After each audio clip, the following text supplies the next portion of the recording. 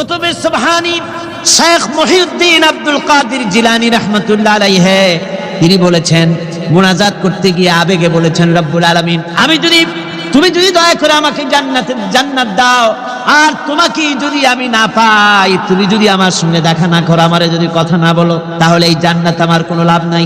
আর আমাকে যদি জাহান্নাম দিয়ে দাও, আর মাঝে মধ্যে তুমি যদি জিজ্ঞাসা করো মহিউদ্দিন কেমন আছো, তাহলে এই জাহান্নাম আমার জন্য বেহেশত হয়ে যাবে। সুপ্রিয় দর্শক, আসসালামু আলাইকুম ওয়া রাহমাতুল্লাহ। আল্লাহ তাআলার সবচেয়ে বড় ভালোবাসা মানুষের প্রতি এটাই, তিনি আমাদেরকে কোরআনের মতো হিদায়তের আলো উপহার দিয়েছেন। একটা প্রশ্ন আমাদের সবার মনে জাগা উচিত, আমরা কি সেই আগের মুসলমান আছি যারা দুনিয়ার সামনে ঈমান ও আদর্শের আলো ছড়াতো, নাকি আমরা বদলে গেছি, ভুলে গেছি আমাদের আসল পরিচয়?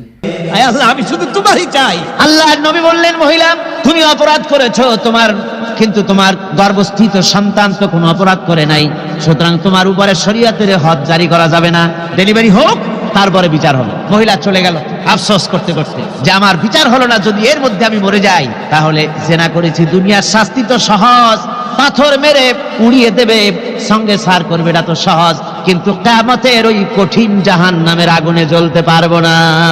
মহিলাটি সন্তান ডেলিভারির পরে মহিলা চলে এসেছে রাসূলের কাছে, হুজুর এই সে আমার বাচ্চা ডেলিভারি হয়েছে, আপনি মেহেরবানি করে আমার উপরে হদ জারি করেন, শাস্তি দেন। আল্লাহর নবী বলেন, মহিলা তুমি অপরাধ করেছো, কিন্তু তোমার সন্তানের হক আছে, তোমার বুকের দুধ 2.5 বছর পর্যন্ত সে পান করবে, আমি তার হক নষ্ট করতে পারি না। মহিলা আবার চলে গেল কাঁদতে কাঁদতে, যদি এর মধ্যে মরে যায়, 2.5 বছর যেতে পারে নাই, তার আগেই মহিলা ওই বাচ্চাটাকে কোলে নিয়ে হাতে একটা রুটি দিয়া হুজুরের কাছে আসছে। কত পেরেশানি দেখেন। মহিলা এসে বলেন, ইয়া রাসূলুল্লাহ, আমার এই বাচ্চা এখন দুধ ছেড়ে দিয়েছে, সে রুটি খাইতে পারে, হুজুর আর দেরি করবেন না, এই শাস্তি না নিয়ে যদি মরে যায়, জাহান্নামের কঠিন আযাব আমি ভোগ করতে পারবো না। আল্লাহর নবী ওই মহিলাকে অর্ডার দিয়া দিলেন, একে বুক পর্যন্ত মাটির মধ্যে গেড়ে দিয়া চতুর্দিক থেকে পাথর নিক্ষেপ করো। মহিলাকে নিয়ে তাকে বুক পর্যন্ত মাটির ভিতরে গেড়ে দিয়া চতুর্দিক থেকে যখন পাথর নিক্ষেপ করা হচ্ছিল, রক্ত ছিটে এসে একজন সাহাবীর গায়ে পড়ায়, সাহাবী মহিলাকে ভৎসনা করলেন। আল্লাহর নবী বললেন, শুনতে পেরে নবীজি বললেন, ও সাহাবী ভৎসনা করো না, বরং এই মহিলার তওবা আল্লাহ রাব্বুল আলামিন এমন ভাবে কবুল করেছেন, যদি সে তওবা দুনিয়ার সব মানুষকে ভাগ করে দেওয়া যায়, তাহলে সমানভাবে ভাগ করে দেওয়া যাবে। 60,000 সৈন্য তাদের অশ্ব নিয়ে, তাদের উষ্ট্র নিয়ে, তাদের মালপত্র নিয়ে, জিহাদের সামান নিয়ে শ্রাবণের খরস্রোতা নদী, উত্তাল তরঙ্গমালায় ভরা নদীর উপর থেকে এই সাহাবীরা পাড়ি দিয়ে ওপার চলে গেলেন। ওপার যাওয়ার পরে হযরতে সাদ বলছেন, তোমাদের কেউ কি হারায় গেছে নাকি? সবাই এদিক ওদিক তাকায় খোঁজ করে বলল, মানুষ তো দূরের কথা, একটা উট আর ঘোড়াও একটাও হারায় যায় নাই। একজন বলল, আমার একটা পেয়ালা, যে পেয়ালা আমি পানি পান করতাম, সেই পেয়ালাটা তুফানে ছিটকে কোথায় চলে গেছে, ওইটা হারায় গেছে। হযরতে সাদ বলেন, মুজাহিদের কোনো জিনিস দরিয়া নিতে পারে না, অবশ্যই তা ফেরত আসবে। এই কথা তিনি বলতেছিলেন, হঠাৎ করে দরিয়ার কিনারে একটা আওয়াজ হলো, দেখা গেল তুফানের ভিতরে সেই হারানো বাটিটা তাদের মধ্যে ফিরে এসেছে। আল্লাহু আকবার। মুজাহিদদেরকে সাহায্য করেন স্বয়ং আল্লাহ রাব্বুল আলামিন। আফ্রিকার জঙ্গলের কাছে, ভিন্ন ইতিহাস, জঙ্গলের কাছেই মুসলমানদেরকে থাকতে দেওয়া হয়েছে। মনে করা হয়েছিল জঙ্গলের সমস্ত হিংস্র প্রাণীরা এই মুসলমানদের শেষ করে দেবে, যুদ্ধ করা লাগবে না। হযরতে সাদ সে অবস্থা বুঝতে পারলেন, তিনি একটা মঞ্চ তৈরি করলেন।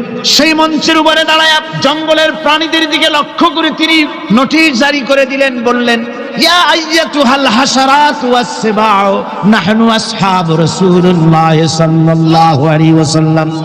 হে জঙ্গলের হিংস্র প্রাণীরা, আমরা আল্লাহ রাসূলের সাহাবী, ফাইন্না নাজিলুনা ফামান ওয়াজাদনা বাদাহু কাতালনাহু।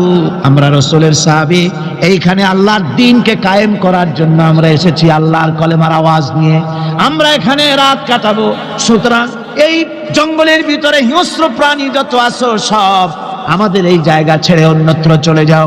আফ্রিকার জঙ্গলি মানুষেরা চিন্তা করলো, মানুষের কথা কি জঙ্গলি প্রাণীতে শোনে নাকি, পাগলে কয় কি? তারা তাকায় তাকায় দেখলো হযরতে সাদের এই ঘোষণার পরে বাঘের কাতারে বাঘ, সিংহের কাতারে সিংহ, সাপের কাতারে সাপ, যার যার ডিম আর বাচ্চাগুলি মুখে কামড়ায়া সাহাবীদের এলাকা ছেড়ে দিয়ে তারা অন্যত্র চলে গেল।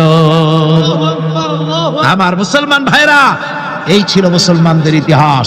দিন প্রতিষ্ঠা করার কাজে মুসলমান এগোলে আল্লাহই মদত করেন। কে মদত করেন? একজন সাহাবী কতগুলি পাখির বাচ্চা নিয়ে রাসূলের কাছে হাজির হয়েছেন। আল্লাহ নবী বলেন, এই পাখির বাচ্চাগুলি আনলা কেন? সাহাবী বলেন, হুজুর, এই পাখির বাসাটা ভেঙে গিয়েছিল, বাচ্চাগুলি যখন ধরলাম ওর মা আমার মাথার উপরে ঠোকরাতে লাগলো, সে নিজের জীবনের মায়াকে উপেক্ষা করে বাচ্চাগুলিকে হেফাজত করার জন্য আমার উপরে ঝাঁপিয়ে পড়লো।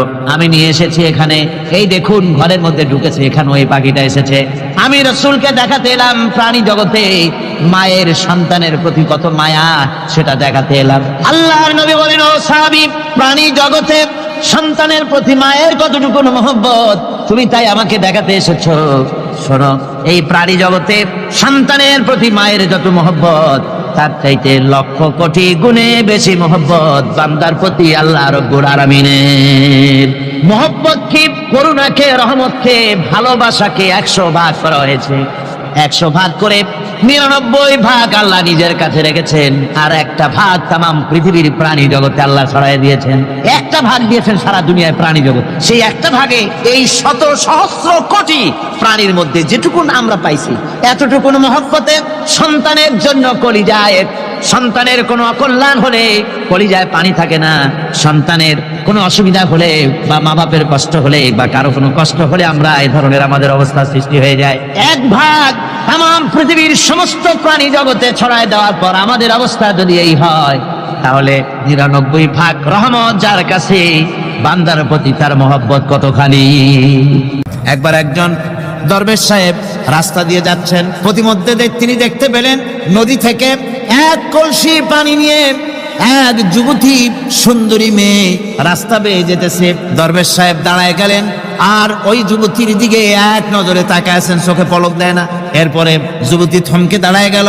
আধা বুড়া মানুষ, দাড়ি অর্ধেক পাইকে গেছে, দেখতে দেখায় খুব বুজুর্গ মানুষ, কিন্তু রাস্তায় আমার একা পায়া এমনি করে তাকিয়ে আছে আর চোখ দিয়েও তো পানি পড়ে। ব্যাপারটা কি? দরবেশ কাঁদে কেন? প্রতিমধ্যে আমাকে একা পেয়ে দরবেশ কাঁদে কেন, তাকিয়ে আছে কেন? মহিলার চিন্তা জাগলো। শেখ সাদী রহমতুল্লাহ আলাইহি ঘটনা লিখেছেন, বাংলা কবিতার অনুবাদ করেছেন। একদা সুখদায়ক প্রমোদা বদন, দর্শন করি মম ঝরিল নয়ন, হেসে কহে সেরূপসী সবিস্ময় মন, কহ দেখি মহাশয় কহ কি কারণ, বিষয়ে বিরাগী তুমি ভুবনে প্রচার, কি হেতু জন্মিল তব মানস বিকার। যুবতী মেয়েটি বলছে, ওগো দরবেশ সাহেব, হুজুর সাহেব, আমি একটা যুবতী মেয়ে লোক, রাস্তায় আমাকে একা পেয়ে আপনি আমার দিকে তাকায় আছেন আর কাঁদতেছেন। এই বৃদ্ধ বয়সে ভীমরতি হলে কেন? আমাকে দেখে কাঁদেন কেন আর এক নজরে কেন তাকায়াছেন? কারণটা কি? কি কুমতলব আছে? দরবেশ সাহেব বলছেন, হেসে কহিলাম বালে করহ শ্রবণ, নেত্র ঝরে তবু হেতু ভেব না এমন। হে রূপসী মেয়ে, তোমার জন্য আমি কান্দি, একথা একবারও চিন্তা করো না। যে শিল্পী রচিল এই সুধাংশু বদন, তাহার তরে ঝরে নেত্র নয়নে জীবন। তোমার প্রেম পাওয়ার জন্য, তোমাকে দেখে লোবাতুর এবং কামুক হয়ে তোমার দিকে তাকায় কান্দি, একবারও ভেব না। আল্লাহর কসম, আমি কাঁদতেছি তোমার এত সুন্দর স্বাস্থ্য আর চেহারা যে আল্লাহ রাব্বুল আলামিন বানায় দিলেন, না জানি সেই আল্লাহ কত সুন্দর। মুনাফিক, তুমি কাকে ভয় দেখাতেছ? তোমার তরবারি এই সমাজের কিছু কাফেরেরা ভয় করতে পারে, তুমি কি আমারে চেনো নাকি? তুমি কারে ভয় দেখাও?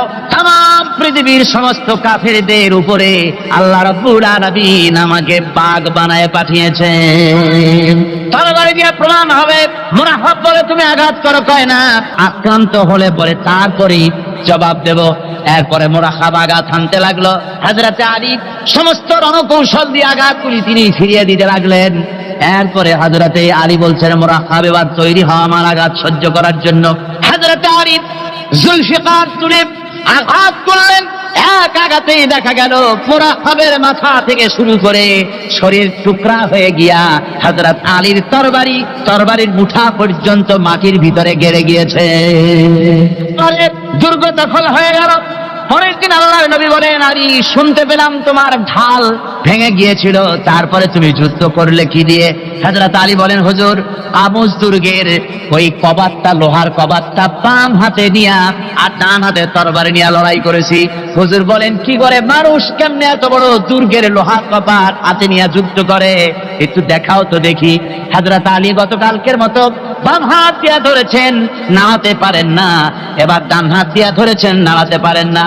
ডান আর বাম দুই হাত দিয়া সমস্ত শক্তি দিয়ে এমন জোরে টান বেড়েছেন, প্রতিটি লোমকূপের গোড়া থেকে ঘাম বেরিয়ে এসেছে, এক চুলো নড়াতে পারেন নাই। হযরত আলীর মুখখানা মলিন হয়ে গেছে লজ্জায়। হযরত আলী রাদিয়াল্লাহু তাআলা আনহু লজ্জা পেয়ে গেছেন। রাসূল পাক সাল্লাল্লাহু আলাইহি ওয়াসাল্লাম বলেন, আলী লজ্জা পাওয়ার কোনো কারণ নাই, চিন্তা করার কোনো কারণ নাই। তোমার নিজস্ব শক্তি দিয়ে তুমি লড়াই করতে পারো নাই। এত বড় লোহার দরজা নিয়ে, কবাট নিয়ে মানুষ ভাবে লড়াই করতে পারে না। আল্লাহ তার দ্বীনকে বিজয়ী করার জন্য তোমার ভিতরে আল্লাহ রাব্বুল আলামিন ক্ষমতা দিয়েছিলেন। জোরে বলেন সুবহানাল্লাহ। আল্লাহ রাব্বুল আলামিন এই জিহাদের ময়দানে যখন মানুষ আসে, আল্লাহ তাদের উপরে মদদ দান করেন। একজন দার্শনিক নৌকায় চড়ে যাচ্ছে কোথাও, তো নৌকায় চড়ে যাচ্ছে দার্শনিক একা, মাঝি নৌকা বাঁধছে। দার্শনিক মানুষ তো মাথার মধ্যে দর্শন গিজ করছে, কথা বলার লোক পায় না। এখন মাঝির সাথেই কথা বলার সিদ্ধান্ত নিল। শেষ পর্যন্ত বলল, রে মাঝি, কত বছর নৌকা চালাও? তা তো বহুত বছর, জীবনটাই কাটাই দিলাম।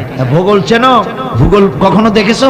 ওই যে না, ভূগোল আমি দেখবো কোথাতে, আমি হলাম গরিব মানুষ, এগুলি ধনীদের কাম, তারা হয়তো খায় টায়, আমি ভূগোল দেখিও নাই, খাইও নাই। আশ্চর্য কথা, ভূগোল মানুষে খায় নাকি? জীবনটা তো সারে নেই, নষ্ট করে ফেলাইছে। মাঝি দাঁতগুলো বাইর করে দিয়ে বলতেছে, স্যার হইতেও পারে। কিছুক্ষণ পর দার্শনিক বলছে, এই বেটা দর্শন বোঝো?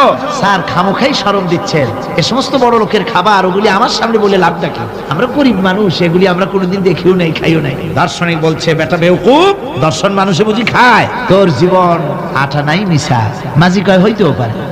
এবার দার্শনিক বলছে, এই বেটা কিছুই তো জানো না, খালি দাঁত বাইর করো, ইতিহাস চেনো? মাঝি বলছেন, স্যার এইবার একটা কথা বলছেন যেটার সাথে কিছুটার মিল আছে, আমি খাইছি। সেটা হচ্ছে, বাপ গরিব ছিলেন, কিন্তু মাঝে মধ্যে শীতের মৌসুমে পাতিহাঁস জবাই করে আমরা খাইতাম, আর বিবাহের সময় শ্বশুর বাড়ির রাজহাঁস জবাই করে খাওয়াইছিল, কিন্তু ইতিহাস তো খাই নাই, ওইটা কোথায় পাওয়া যায়? দার্শনিক বলছে, বেকুব বেটা, ইতিহাস আর পাতিহাঁস বুঝি এক? তোর জীবন তো বারো নাই মিশা। মাঝি কয়, হইতেও পারে। কিছুক্ষণ পর উত্তর দিকে কালো মেঘ উঠেছে, আকাশ থমথমে ভাব, নদীর ভিতরে তুফান সৃষ্টি হয়েছে। মাঝি বলছে, স্যার সাঁতার জানেন? কয় যে না মাঝি, সাঁতার তো জানি না। মাঝি কয়, স্যার ভূগোল, দর্শন, ইতিহাস 3 সাবজেক্টে আমার জীবন 12 আনা মিশা। এখন তো দেখি এক সাবজেক্টে 16 আনাই মিশা আপনার। আমার তো 4 আনা আছে, 12 আনা ফেল, 4 আনা তো আছে। ওই 4 আনা দিয়ে আমি সাতটায় এক কেনারায় উঠে যাব, আর ইতিহাস দর্শন পাতিহাস খাইয়া ডুবে মরমিয়া। এবার দার্শনিক বলছে, আরে মাঝি, মানুষকে এরকম নৌকা ডুবে মরে নাকি? কয়, মরে না। আমার বাপ এই নৌকার মাঝি ছিল, তারপরে এই নৌকা বাইতে বাইতে আমার বাপ এই নৌকার মধ্যে মরছে ডুবে। আচ্ছা, তোমার দাদা? আমার দাদাও মাঝি ছিল, এই নৌকা বাইতে গিয়ে সেও মরছে। তোমার নানা? আমার নানাও এরকম নৌকা বাইয়া এরকম মাঝি হয়ে মরছে। দার্শনিক কয়, তুমি তো দারুণ বেহায়া, যে নৌকায় তোমার বাপ মরলো, দাদা মরলো, সেই ব্যবসা তুমি ছাড়তে পারো নাই, তুমি তো দারুণ বেহায়া। মাঝির বুদ্ধি কম না। মাঝি কয় যে, স্যার আপনার বাপ জিন্দা আছেন? কয় না, মারা গেছেন। কোথায় মরছে? ঘরের মধ্যে খাটের উপরে চিত হইয়া আরামসে মারা গেছে। আপনার দাদা? বলে তিনিও ঘরের মধ্যে বাস, ওইখানেই ঘরের মধ্যেই মারা গেছেন খাটের উপরে। আপনার নানা? উনিও ঘরের মধ্যে চিত হয়ে আরামসে মারা গেছে। মাঝি কয় যে, আপনিও তো বেশরম কম না, যে ঘরের মধ্যে আপনার দাদা মরলো, নানা মরলো, গুষ্টি মরলো, সেই ঘরটা তো এখন আপনি ছাড়তে পারেন নাই। এর দ্বারা মাঝি বুঝাইতে চাইল এই কথা, দার্শনিক সাহেব, মৃত্যুর জন্য সময় হলো আসল কথা। সময় যখন এসে যাবে, সে যে জায়গায় হোক, মৃত্যু তাকে ছাড়বে না। মৃত্যু যখন আসবে, জায়গায় পৌঁছতে হবে, আর সময় যখন আসবে, এক মুহূর্ত আগে পিছু করা হবে না। মৌত আসার সাথে সাথে আজরাইল তার সামনে এসে যাবে। আমার জন্য আলাদা কোনো ভালোবাসা দিবসের দরকার নেই। ওই সেই 97-তে ওই হুজুররা যখন ক্ষমতায় ছিলেন, সেই সময় বিশ্ব ভালোবাসা দিবস পালন করতেছে। কি ভালোবাসা দিবস? কলেজ বিশ্ববিদ্যালয়ের ছাত্র ছাত্রীরা সরোয়ার্দী উদ্যানের গাছের গোড়ায় বসে গেছে, সব জোড়ায় জোড়ায় বাকবাকুম পায়রা। বিশ্ব ভালোবাসা। এক মন্ত্রী ঢাকা বিশ্ববিদ্যালয়ের টিএসসি মিলনায়তনে বক্তৃতা করলেন, বিশ্ব ভালোবাসা দিবসে আজ আমি ঘোষণা করতে চাই, বিল ক্লিনটন মনিকা প্রেম অমর হোক। মন্ত্রী বললেন, আমি পার্লামেন্টে ধরলাম তাকে, বললাম, মাননীয় স্পিকার, বিল ক্লিনটন তার মেয়ের বয়সী মনিকার সাথে যে কাজটা করেছে, সে কাজের জন্য বিল ক্লিনটন নিজেই অনুতপ্ত।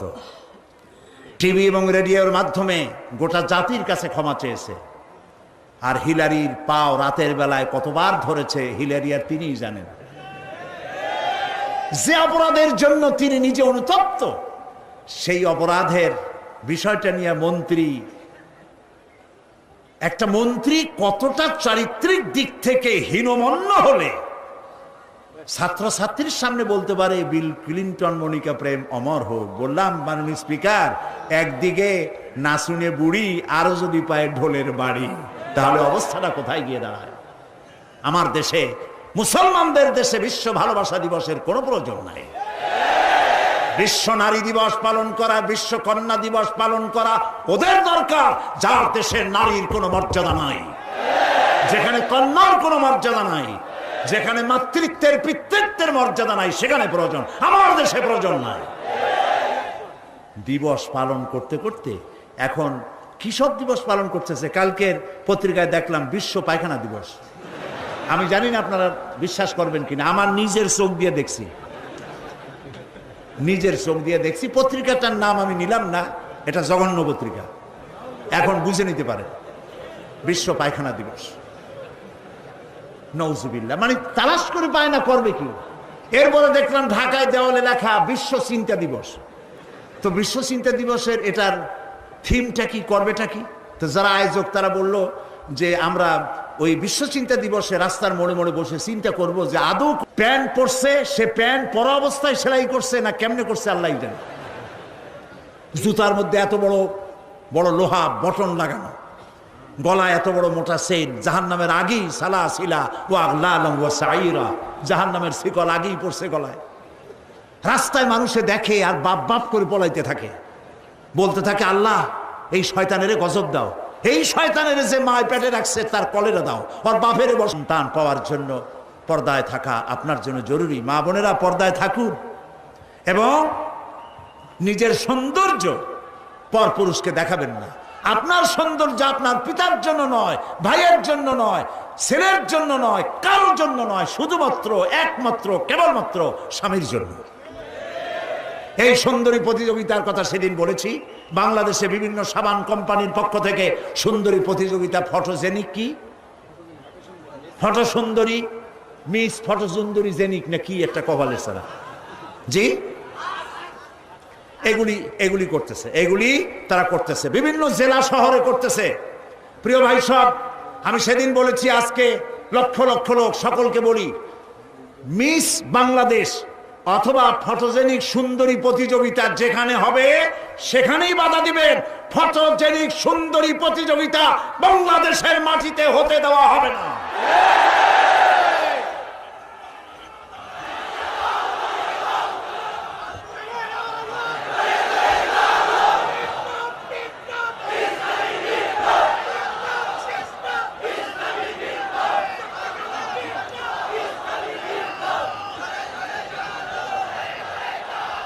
তারা একটু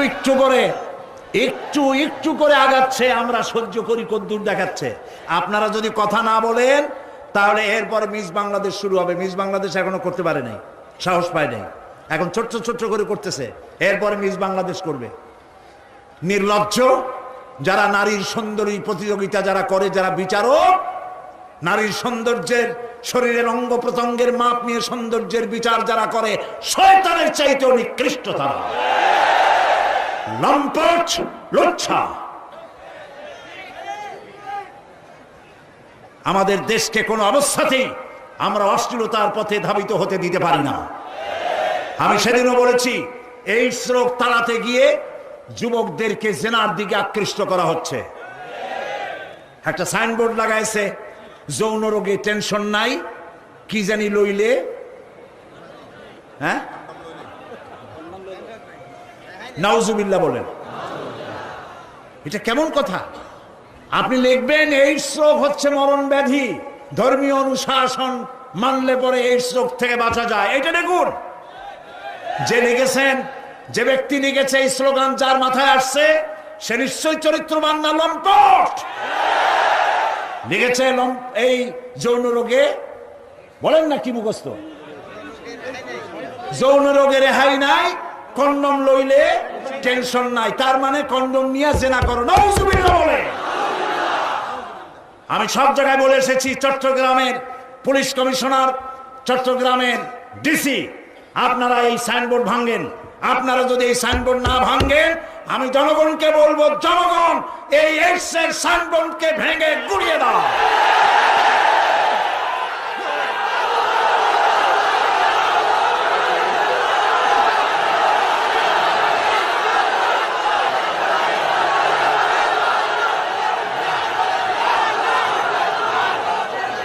প্রিয় ভাই সব, আমরা কখনো আইন হাতে নিতে চাই না, কিন্তু আমার জাতি চরিত্র ধ্বংস হলে আমরা বসে থাকব না। আমরা কথা বলবো, আমরা আমাদের বিবেককে কারো কাছে বিক্রি করি নাই। কথা বলবো পার্লামেন্টে, সিংহের মতো গর্জন করব ময়দানে, জীবন দিয়ে দিয়ে আল্লাহর কোরআনকে প্রতিষ্ঠা করবো ইনশাআল্লাহ।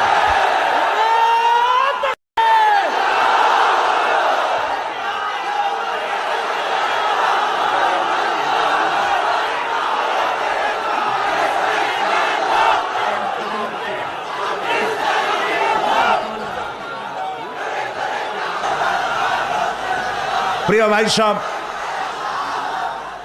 আমরা কখনো আইন হাতে নিতে চাই না, কিন্তু আমার জাতি চরিত্র ধ্বংস হলে আমরা বসে থাকব না। আমরা কথা বলবো, আমরা আমাদের বিবেককে কারো কাছে বিক্রি করি নাই। কথা বলবো পার্লামেন্টে, সিংহের মতো গর্জন করব ময়দানে, জীবন দিয়ে দিয়ে আল্লাহর কোরআনকে প্রতিষ্ঠা করব ইনশাআল্লাহ।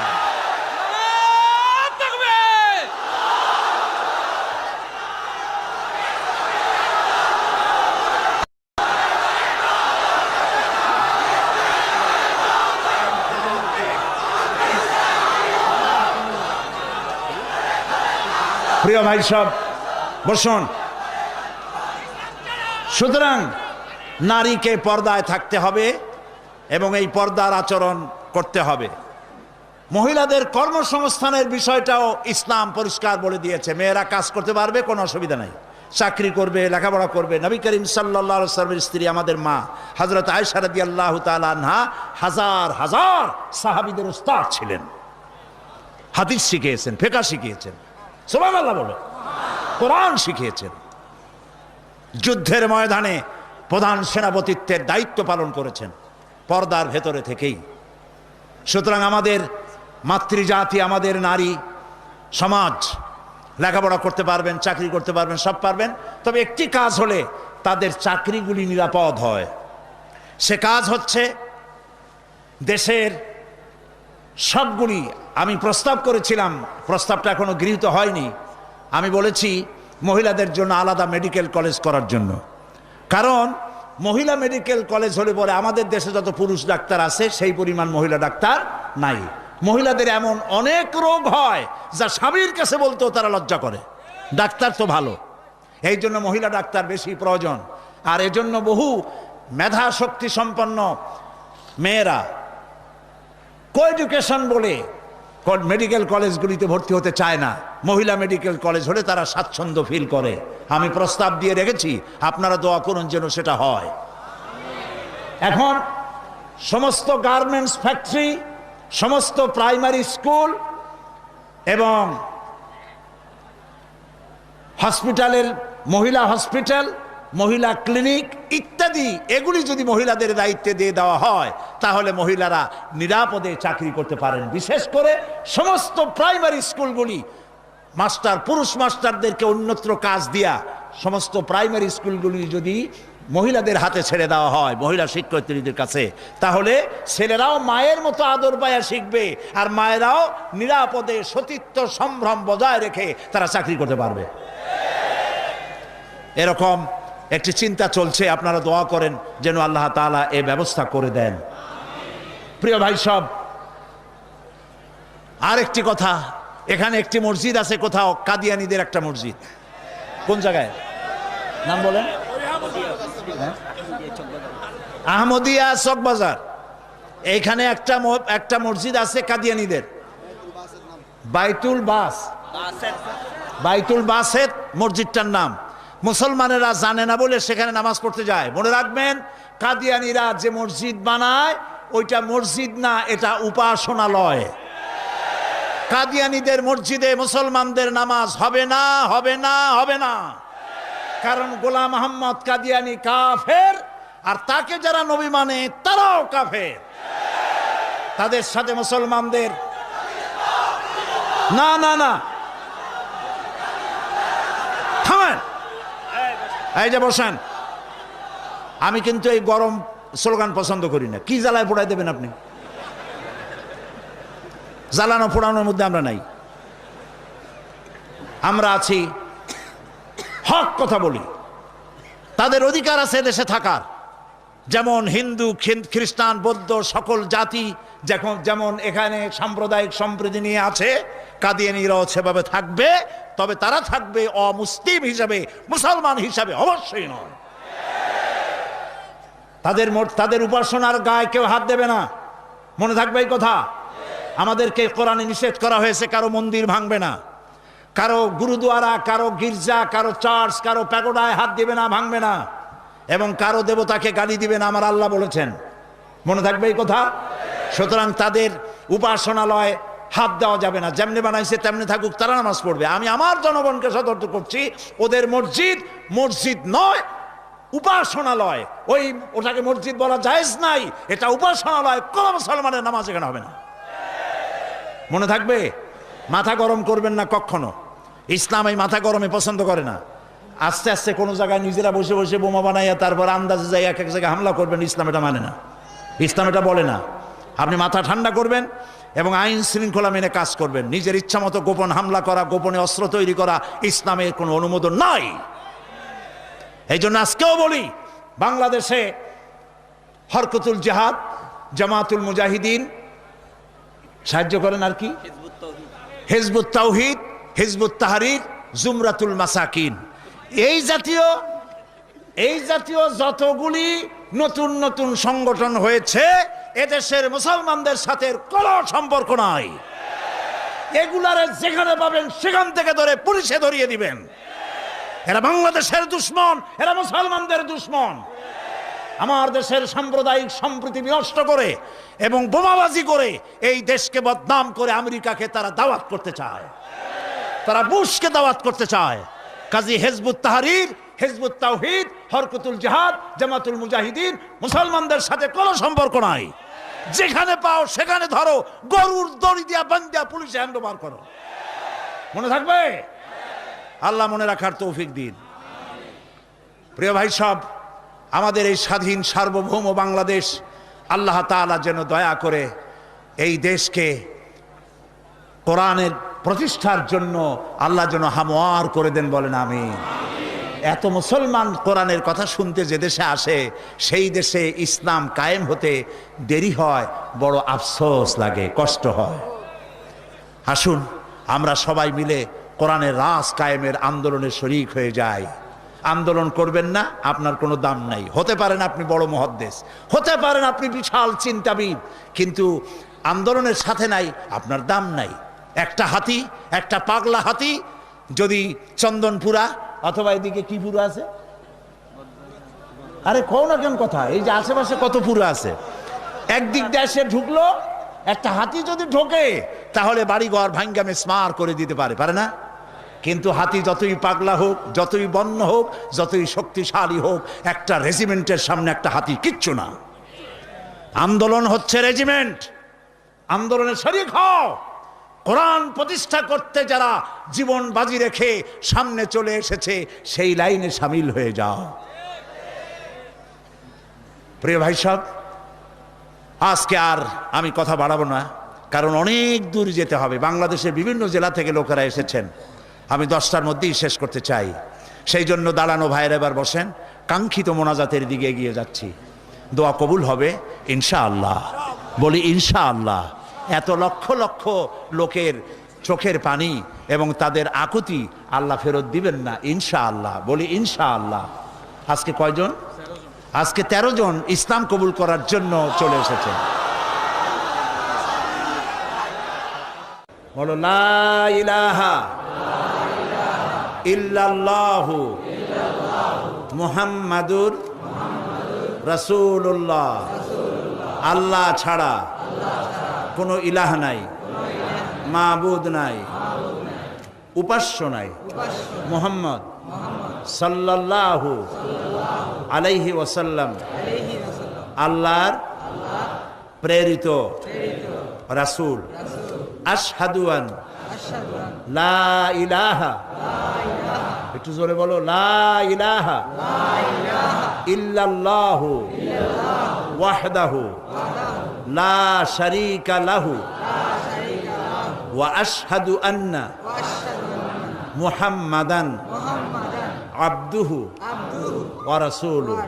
আমি সাক্ষ্য দিচ্ছি আল্লাহ ছাড়া কোনো ইলাহ নাই, মাবুদ নাই, উপাস্য নাই। তিনি এক, তিনি একক, তার কোনো অংশীদার নাই। আমি সাক্ষ্য দিচ্ছি মুহাম্মদ সাল্লাল্লাহু আলাইহি ওয়াসাল্লাম আল্লাহর বান্দা এবং তার প্রেরিত রাসূল। তোমরা সবাই এদিকে ফিরে বলো আসসালামু আলাইকুম।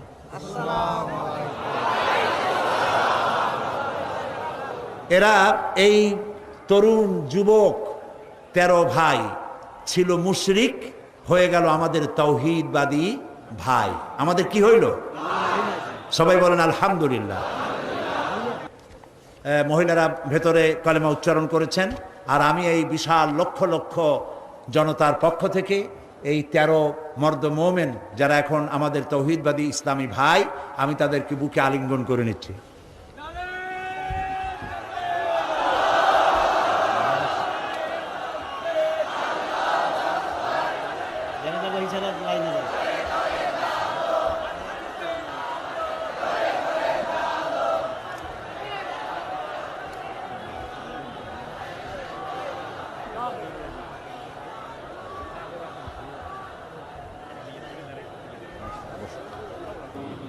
মোনাজাতের পূর্বক্ষণে যে কথাটি বলতে চাই, একটু পরেই আমরা এই মিলন মেলা ভেঙে যাবে, যার যার বাড়ির উদ্দেশ্যে মানুষ রওনা করবে। আল্লাহ সকলের ফিরে যাওয়াটা নিরাপদ করে দিন। আমি আপনাদেরকে অনুরোধ করব যে ওয়াজ শোনার, তাফসীর শোনার যে মন আমাদের আছে, সেই পরিমাণ নামাজের মন নাই। এই জন্য 5 ওয়াক্ত নামাজ সঠিকভাবে আদায় করবেন, নামাজ কখনো ছেড়ে দিবেন না। বিশেষ করে জওয়ান যুবক যারা আছে, ছাত্র, তরুণ, যুবক, আমি তাদেরকে বলবো, চরিত্র একটি মহা সম্পদ। যখন চরিত্র থাকে না তখন সে মানুষ থাকে না, শয়তানের চাইতে নিকৃষ্ট হয়ে যায়। আমি সমস্ত তরুণ যুবকদেরকে, যাদেরকে আমি আমার চোখের সামনে দেখতে পাচ্ছি, এই মাহফিলে 2% যদি বৃদ্ধ মানুষ থাকে, 98% তরুণ যুবকে ভরা এই মাহফিল। আমি সকল যুবকদেরকে, ছাত্র, তরুণ যুবকদের প্রতি আহ্বান জানাবো, আমাদের জীবনের সাথে সম্পৃক্ত প্রিয় জীবন আদর্শ যার নাম ইসলাম, এই ইসলামের পতাকাকে উড্ডীন করার জন্য ইসলামী আন্দোলনে শরিক হওয়ার সকলের প্রতি আমি আহ্বান জানাই। সকলের চরিত্র ভালো করে ইসলামের দিকে এগিয়ে আসার আহ্বান জানাচ্ছি। এবং কোরআনকে জানার জন্য, কোরআনকে বোঝার জন্য আমি বারবার বলেছি, তাফহিমুল কোরআন কেরার জন্য তাফহিমুল কোরআন, ফি জিলালিল কোরআন, এই তাফসিরগুলি আপনারা কিনবেন। আজকে যখন যাবেন, শত শত দোকান, 3 শতাধিক দোকান এখানে বসেছে বই কেতাব নিয়ে, এগুলি আপনারা নেবেন। আর এইখানে যে আমি তাফসির করেছিলাম 25 বছর হলো, এর মধ্যে একবার তাফসির করেছিলাম সূরা আসরের উপরে। হযরত ইমাম শাফি রহমতুল্লাহ আলাইহি বলেছেন, সূরা আসর যদি কেউ বোঝে আর আমল করে, তাহলে জান্নাতে যাওয়ার জন্য এই ছোট্ট সূরাটি যথেষ্ট হয়ে যায়। সুবহানাল্লাহ। 5 দিন আলোচনা করেছি একটি সূরার, ছোট্ট সূরাটি, তাও শেষ করতে পারি নাই। সেটি গ্রন্থবদ্ধ আকারে এসেছে, নাম রেখেছে তাফসিরে সাঈদী সূরায়ে আসর। সমস্ত দোকানগুলিতে পাওয়া যাবে, আপনারা নিয়ে যাবেন এই তাফসিরটি, তাফসিরে সাঈদী সূরায়ে আসর। আর সর্বশেষ আমি আজও বলি যে আমি মোমেন ব্যক্তি তো সেই যে নিজের জন্য যা পছন্দ করে অন্যের জন্য তাই পছন্দ করে। সুতরাং আমি জামাত ইসলামী করি, এবং কেন করি এই প্রশ্ন বহু জায়গায় আছে যে পীর মুরিদি ছাড়িয়ে দিয়া এটা করলাম কেন। আমি সেই জবাব লিখিত আকারে দিয়েছি। আমি কেন জামাত ইসলামী করি, এটা আমার লেখা একটা বই। এ বইয়ের ভিতরে আমি দেখিয়েছি যে খেলাফত এবং মুলুকিয়াতের ব্যাপারে, সাহাবীদের ব্যাপারে, নবীদের ব্যাপারে, ইসমতে আম্বিয়ার ব্যাপারে যে সমস্ত কথা আমাদের বিরুদ্ধে বলা হয়, সেই কথাগুলি যে যৌক্তিক নয়, এই কথাগুলি এর মধ্যে এসছে। সুতরাং যারা জামাত করেন তাদের জন্য প্রয়োজন, আর যারা করেন না তাদের জন্য প্রয়োজন, অন্তত জবাবগুলি জানতে পারবেন। আর আমি কেন করি এই দলটি, তাও আপনারা বুঝতে পারবেন। আল্লাহ যেন তৌফিক দেন, এটাও পাওয়া যাবে প্রত্যেক দোকানে, আপনারা নেওয়ার চেষ্টা করবেন। প্রিয় ভাই সব, সর্বশেষ আমার আরজ আপনাদের কাছে, নামাজ কেউ ছেড়ে দিবেন না। 5 ওয়াক্ত নামাজ আমরা আদায় করব সহিভাবে, কারণ বুখারী শরীফে এসেছে কিয়ামতের দিন সর্বপ্রথম প্রশ্ন হবে নামাজ পড়েছো কিনা। প্রথম প্রশ্ন আল্লাহ করবেন নামাজ। প্রথম প্রশ্ন কি হবে? নামাজ পড়ে। যার নামাজ কবুল হবে জীবনের সমস্ত নেক আমলগুলি কবুল হবে, যার নামাজ কবুল হবে না সব বরবাদ হয়ে যাবে। আল্লাহ তাআলা আমাদের জন্য নামাজি বানান, আমরা বলি আমিন। নামাজ জীবনে আর ছাড়বো না, এই ওয়াদা কি করা যাবে ভাইরা? করা যাবে ওয়াদা? দুটি হাত উঁচু করেন, বলেন ইয়া আল্লাহ, তোমার পবিত্র নামে তোমাকে সাক্ষী করে ওয়াদা করছি, শপথ করছি, আল্লাহ তাআলা যতদিন পর্যন্ত মালাকুল মউত আমার মাথার কাছে না আসতেছে, ততদিন পর্যন্ত ফরজ নামাজ, ফরজ রোজা আর ছেড়ে দেব না, আর ছেড়ে দেব না, আর ছেড়ে দেব না। আল্লাহ তাআলা আমার আজকের এই ওয়াদা আমার মৃত্যু পর্যন্ত কবুল করে নাও, আমিন। সুপ্রিয় দর্শক, আসসালামু আলাইকুম ওরহমতুল্লাহ। আজ আমরা নামাজ পড়ি, রোজা রাখি, মুখে দাড়ি রাখি, হিজাব পরি, কিন্তু আমরা কি সত্যি ইসলামকে বুঝেছি? আমরা শুধু ইসলামকে রীতি হিসাবে নিয়েছি, জীবন বিধান হিসাবে নয়। ফলাফল, মুসলমান আজ লাঞ্ছিত, বঞ্চিত, অপমানিত, বঞ্চিত পৃথিবীর নানা প্রান্তে। যখন কোরআনের শিক্ষা জীবন থেকে হারিয়ে যায়, যখন মুসলমান নিজের পরিচয় ভুলে যায়, তখন আল্লাহ তাআলা তাদের থেকে সম্মান কেড়ে নেয়। চলো আজ থেকেই শুরু হোক জীবনের এক নতুন যাত্রা, কোরআনের দিকে, হাদিসের দিকে, সত্যিকারের ইসলামের দিকে। এই ওয়াজটি যদি তোমার ভালো লেগে থাকে তবে ভিডিওটি শেয়ার করো, আর এমন আরও ভিডিও পেতে আমাদের চ্যানেল জান্নাতের পথ সাবস্ক্রাইব করে রাখো। আসসালামু আলাইকুম ওয়া রাহমাতুল্লাহ।